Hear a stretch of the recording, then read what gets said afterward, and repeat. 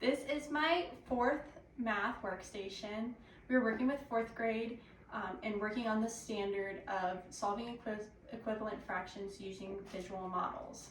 At this station, the students are going to be playing a game. They're going to be playing dominoes, but with a twist. This one is actually using equivalent fraction flashcards. When students arrive to the station, everything will be in this bin, but they will have directions. On the directions, it will state that this is a group effort and that they must work together.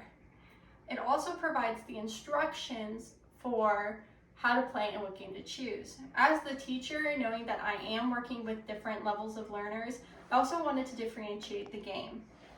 I wanted to provide my lower level group with flashcards or dominoes that were easier for them to work with, smaller numbers, that way while they're playing the game, if they need to access their toolkit or if they need to do scrap work in their math journal, which is highly encouraged and actually mentioned in the directions, that they can do it and they're not struggling with it.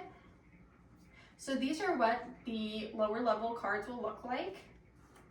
We have 1/5, 3/6, we're working with ninths. Nothing goes above 10, the tenths and fractions.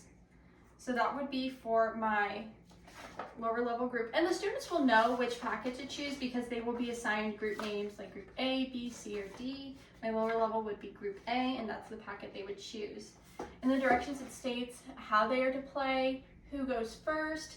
In this case, it's the person with the birthday closest to the date that they are doing this work center on. And then it also advises them, after they're done with the game, to play again, and also during the game, they are to be accountability partners to their classmates.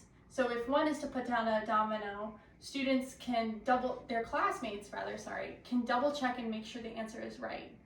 This process will constantly keep the students' mind engaged and prevent, even though it is a game, from them going off task. So then also going more into the differentiation, after talking about how the students will play the game and find the directions. For my mid groups, once again, I can probably guess that I would have a middle high and a middle low group. For those, I would include both the lower level flashcards and also the higher level. And for that group, the cards would look like this. These are a little smaller, but they have more complex fractions and equations to solve. Like in this one, we have 2/12, and we have more dynamic models. Like this one's working with bar graph. The other ones we saw, it was more triangles and circles, more of the pie method. So, and also, even though we are differentiating the lesson, it is important to me as a teacher that we keep students' confidentiality and we don't make them feel outcasted. So for our mid-level groups, I will have separate directions also in the packet that state that they're to start with the bigger cards first. And if they finish that and feel confident enough, they can go to the smaller card domino game.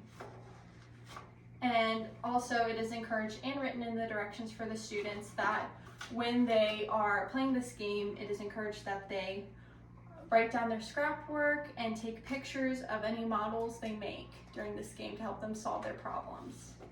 And that is my fourth and final math station.